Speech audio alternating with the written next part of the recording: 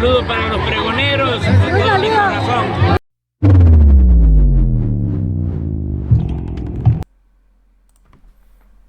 Amigos, bienvenidos a una nueva transmisión más. Es un placer estar nuevamente con ustedes. Servidor Irún Rodríguez, transmitiéndoles desde su canal Pregonero Informa. Antes de irnos de lleno a la información, si es de tu agrado, apóyanos con ese like, compártela para que pueda llegar a más gente y se entere de esta situación. De antemano te deseo sigas teniendo un excelente día. Jueves 16 de marzo del 2023. Si me estás viendo por primera vez, muchas gracias por tu tiempo y por tu espacio. Solamente pido tu apoyo con la suscripción para que cada día podamos ser más en esta gran familia pregonera. Señores, como ven ustedes, el día de ayer armaron pues este debate. Tres jóvenes que simplemente son el futuro de esta transformación, hay que decirlo así. Vemos por un lado a la diputada Andrea Chávez, de igual forma al diputado Hamlet Almaguer y también al representante por parte de Morena, ahí en el Instituto Nacional Electoral, a Eurípides Flores. Los tres hemos visto que con coraje han defendido la transformación y sobre todo los privilegios que son cada vez más evidentes en el INE. Aunque vimos que a estos señores que se sienten acobijados por el poder, hasta son capaces de burlarse de una diputada. Sí, estamos hablando directamente de Lorenzo Córdoba y Edmundo Jacobo. No les bastó burlarse de los pueblos originarios. Y también lo hacen con una legisladora. A lo que uno se pregunta directamente, ¿y estos quiénes son? Que no llegaron ni siquiera por votación de la ciudadanía. Y en cambio los legisladores representan a cierta parte de la ciudadanía. Y se atreven a burlarse de ellos. Se unen los tres y hacen pedazos a este Instituto Nacional. Porque el INE sí se toca. Y así como lo anunciaron en su título. Y se me hizo viable presentarles a ustedes todo lo que desarrollaron y platicaron en esta reunión que tuvieron. Buenísima. Escuchen ustedes. Información. Y bueno, ¿cómo vieron esta concentración masiva de un montón de gente vestida de rosa, en donde vimos expresiones distintas, diversas? Se estaban arrancando unos carteles de Genaro García Luna, unos pósters inclusive, decían, por un lado el INE no se toca, pero también García Luna no se toca, el privilegio no se toca. ¿Cómo viste, Hamlet? Lo resumiste bien en la última frase, Andrea, Eurípides. En realidad es una marcha en defensa de privilegios. Quienes estaban ahí defendían de una u otra manera su estatus, el lugar que el neoliberalismo les dejó. Para ellos, la representación popular no existe, simplemente la identifican como estamentos, espacios que estarían reservados solamente para personas con ciertas características socioeconómicas principalmente, pero también de ideología. Claro. ¿No? Sí, eso es lo que defienden en toda su expresión. Entonces, para ellos no es excesivo que Lorenzo Córdoba, Ciro Murayama y Porfirio Jacobo, Porfirito, ganen 260,000 pesos al mes. Para ellos no es excesivo que se vayan a llevar un finiquito de entre 10 y 15 millones, escondido en su seguro de separación individualizada, que es una caja que se alimenta con todos estos recursos. Entonces, a ellos no les asusta este tema, pero a nosotros nos ofende y nos duele en un país con tanta desigualdad. Claro. Oye, Eurípides, ¿y tú piensas que la gente que salió a concentrarse de manera masiva en el Zócalo conocía de estos finiquitos, de estas bolsas, de estos fondos discrecionales, ocultos, secretos, de los cuales gozan pues Ciro Murayama, Lorenzo Córdoba, Edmundo Jacobo y otra serie de integrantes de la ya tan llamada burocracia dorada? ¿Tú crees que la gente sepa esto? Mira, yo como me estás diciendo que es una plática muy honesta, te voy a ser sincero. La verdad es que yo creo que la mayoría de la gente que participó en la marcha de ese domingo, pues es gente que va a movilizarse por cualquier cosa que huela a López Obrador.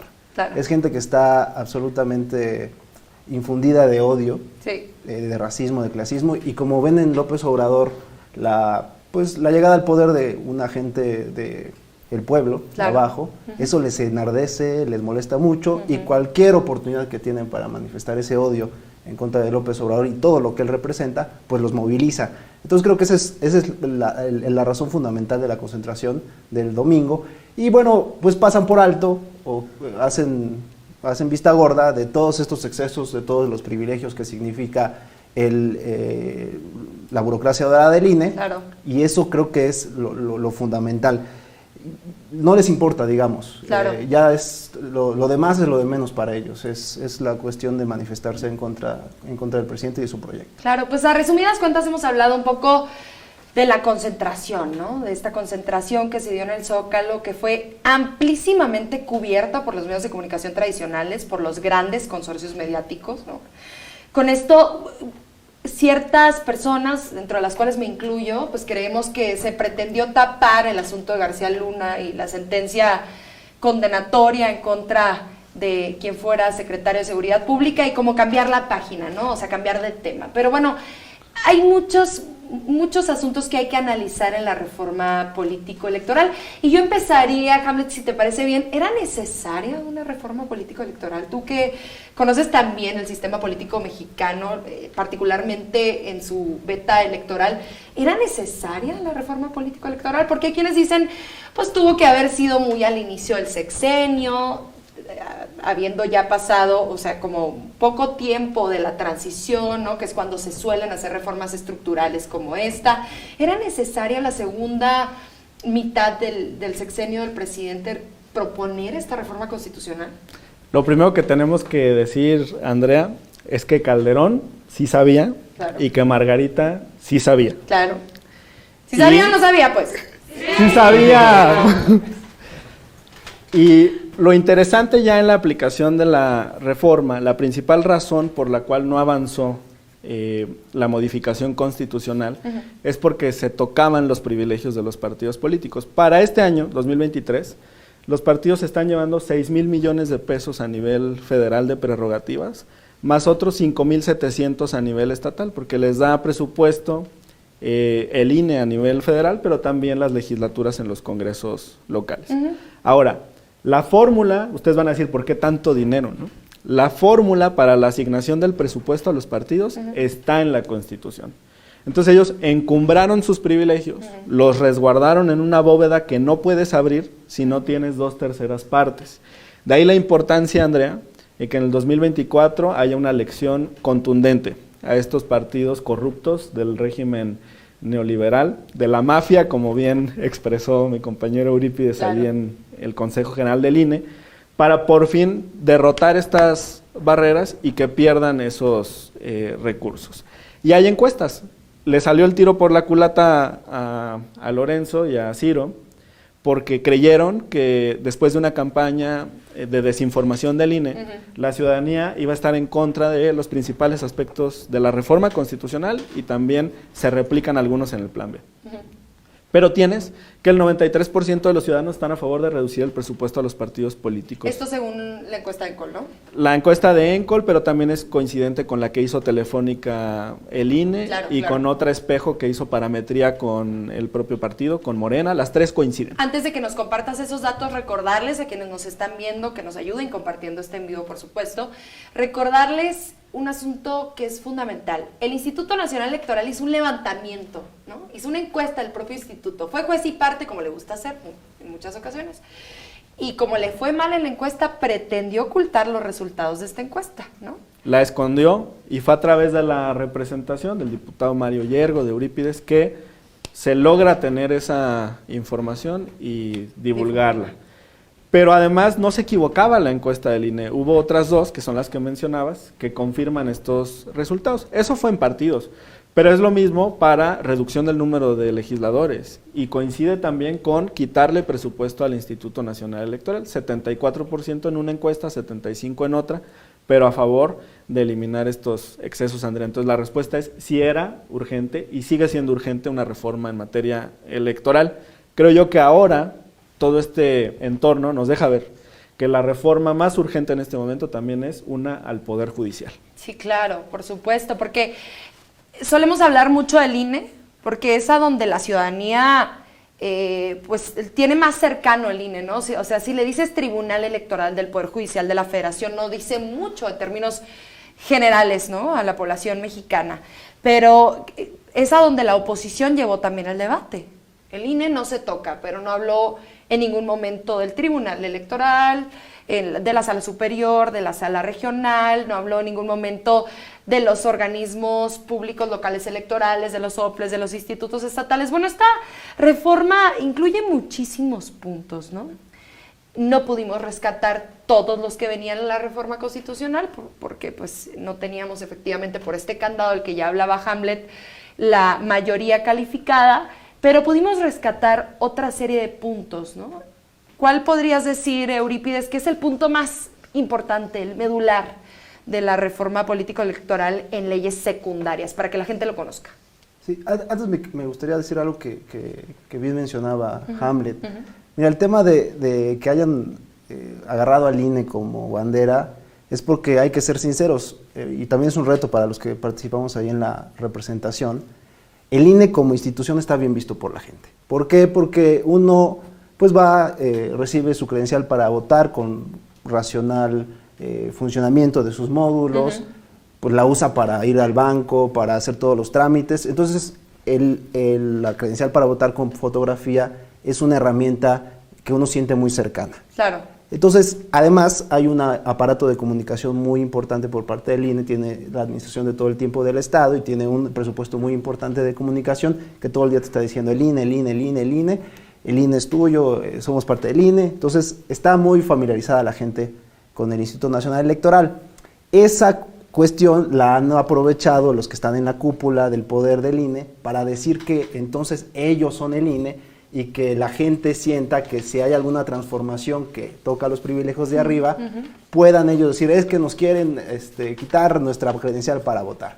Entonces, para mí sí es muy importante y ha sido una cuestión muy reiterada que hemos tratado de hacer, decirle a la gente que es absolutamente falso que esta reforma tenga de cerca algo que ver con que no tengamos ya nuestra credencial para votar. Que eso sigue absolutamente garantizado, y yo diría que eso es parte de lo fundamental de comunicar en términos de qué es la reforma electoral, qué es el plan B, es que el INE sea eficiente, que sea austero, pero no tiene nada que ver con que va a cambiar algo con el tema de la credencial para votar. Eso es para mí fundamental, claro, que lo digamos. Porque es una de las mentiras más dichas, ¿no? Y hemos visto a compañeras y compañeros que con valentía se acercan a las marchas y le preguntan a la gente, ¿por qué están marchando? Y la gente dice, no, pues porque me van a quitar mi INE, mi único documento identitario, imagínate nada más. Cosa que hay que hacer una pausa, ¿no?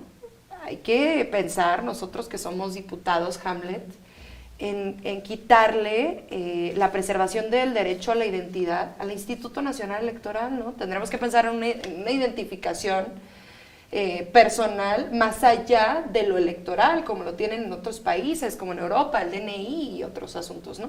Pero bueno, eso está de más. Creo que es una de las mentiras más dichas. Otra de las mentiras más dichas es que vamos a correr un montón de personal. Algunos medios de comunicación se prestaron a decir que eran cerca de 8,000 trabajadores. Hamlet, ¿cuántos son en verdad, no? Porque escuchamos vocales y entonces no sabemos qué son los vocales, cuántos se van en los distritos federales, cuántos se van en las entidades federativas, y son 8,000 personas. ¿Cuántos se van efectivamente? Para decirle a la gente, ¿no? Y que son datos verificables, más allá de lo que estén cacareando pues estos referentuchos de la oposición. Sí. Andrea, pues precisamente les reclamamos en la sesión del Consejo General por esta desinformación. El plan B toca solo a la burocracia dorada del INE, que además es ociosa. Trabajan 6 meses y descansan 2 años y medio, con unos sueldazos increíbles. Solo trabajan en elecciones, entonces. Sí, tú mencionabas hace rato a los soples, a los institutos locales, que también tienen mucha cercanía con los ciudadanos de los estados, o sea, los ubican muy bien. Instituto Electoral y de Participación Ciudadana de Jalisco, por ejemplo, el de Chihuahua, el de Puebla. Pero el tema es que hay una duplicidad en las funciones e incluso se estorban. Como cuando lanzan un balón, un centro, y no se ponen de acuerdo 2 jugadores y en lugar de pegarle a la pelota se pegan ellos en la cabeza. Esto ocurre todo el tiempo y con el sistema electoral. Te interrumpo rapidísimo. Y además hay unas grillas internas entre el INE y los soples, y como todo tiene que ver con sueldos, salarios, nóminas, sí, hay una pelea constante entre los consejeros del INE, que quién pone a un consejero en un estado, que quién pone un vocal ejecutivo. O sea, que los propios consejeros, siendo botín, tienen su botín en los estados. Exactamente. Ay, caray. El botín del botín. El botín del botín. Ahora sí que el botín del botín. Muy interesante porque antes las legislaturas locales y los gobernadores, o sea, 2 poderes de los 3 que existen en los estados, elegían a los consejeros y magistrados. Ahora ya no, todo se decide aquí en la Ciudad de México. De que ya se les olvidó lo que presentaron y ya no les interesa la disponibilidad del recurso, ¿no? O sea, la verdad es que es una cosa completamente cínica, hipócrita, y yo siento eso en la barriga, la rabia, así la náusea, cuando los veo en la televisión, pero bueno, tú, Eurípides, tienes que convivir con ellos todas las semanas. Me compadezco, pero totalmente. ¿Cómo le haces? Una tila. No, y además te tomas una pasiflora. Te lo podrá platicar también bien Hamlet. Eso es como una corte del rey. Sí. Ahí estamos rodeados de toda una serie de súbditos de Lorenzo Córdoba, Ajá. que lo vimos esta sesión en donde se restituyó a Edmundo Jacobo, de cómo entra Edmundo Jacobo y se paran y aplauden. Bueno, hasta le hace así como que le ponen la corbata a Lorenzo, ¿no? Nosotros hacemos nuestros posicionamientos, hablamos duro, les decimos las cosas de frente. ¿Cómo y debe ser? Se ríen de nosotros, se paran, hablan entre ellos, se ponen de acuerdo. Es decir, es un escenario, la verdad es que no se ve siempre en cámara, porque pues las cámaras solamente enfocan a quien está hablando, pero la verdad es que la dinámica interna dentro del Consejo General de INE es bien interesante, de cómo la mafia electoral opera en la realidad, no es, digamos, un invento discursivo, son una mafia que se pone de acuerdo y que precisamente todo tiene que ver o todo gira en torno a preservar control de dinero y de puestos en el Instituto Nacional Electoral. Oigan, y perdonen la pregunta, pero es que siempre me ha rondado. Y ¿sí? como toda buena corte hay bufones, claro, hay lacayos. Sí. O sea, está ahí Ciro Murayama, que es el bufón de... El monaguillo. El monaguillo de Lorenzo Córdoba. El lacayo, ayer lo vimos al consejero Jaime Rivera, a él literalmente le pasan tarjetas, eso es lo que tú tienes que decir, compañero. Entonces él se pone a leer lo que le dice Lorenzo Córdoba. Y lo ensayas. Sí, de verdad que es una corte del rey ahí. Oigan, ¿y son sesiones abiertas? ¿Se puede atender como audiencia o no? Es sesión que se transmite siempre, lamentablemente, y lo hemos reiterado también muchas veces, cortan los comentarios en las transmisiones de Facebook, no le gusta los censuran, a los consejeros. A ellos que son tan demócratas, ¿no? En YouTube no puedes hacer comentarios sobre lo que estás viendo en la sesión. ¿Y ustedes creen que una persona racista, clasista, como Lorenzo Córdoba, se puede erigir, como lo ha pretendido hacer durante mucho tiempo, como el protector de la democracia? Porque siempre nos dicen, ¿no? Oye, este Instituto Nacional Electoral es el órgano que le dio la victoria al presidente de la República. Este es el INE que consiguió la transición democrática de la que ustedes tanto pregonan.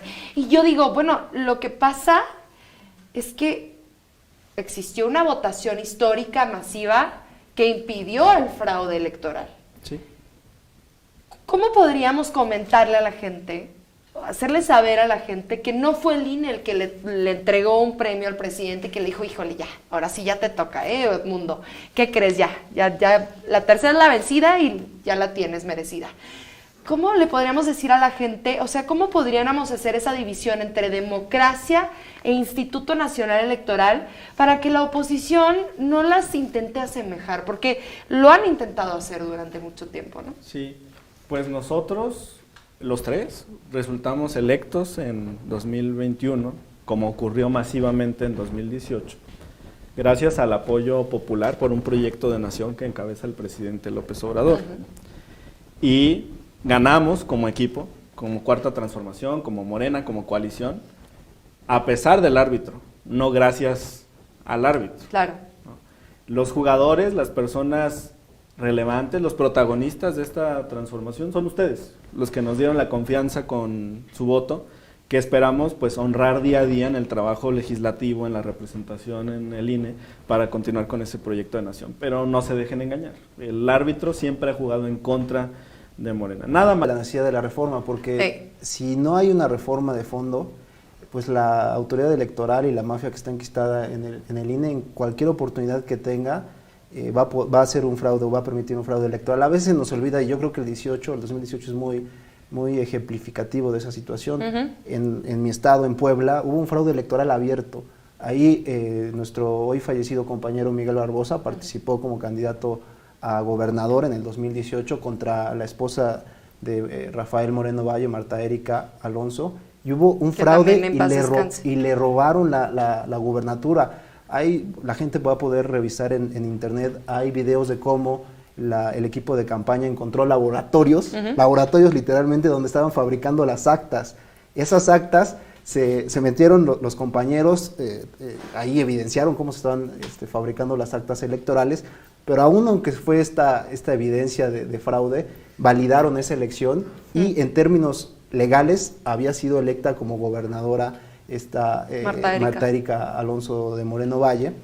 Y bueno, ya luego sucedió lo que sucedió y se tuvo la oportunidad de repetirse esa elección y finalmente se impuso la voluntad de la gente, que era que Morena gobernara el estado de Puebla.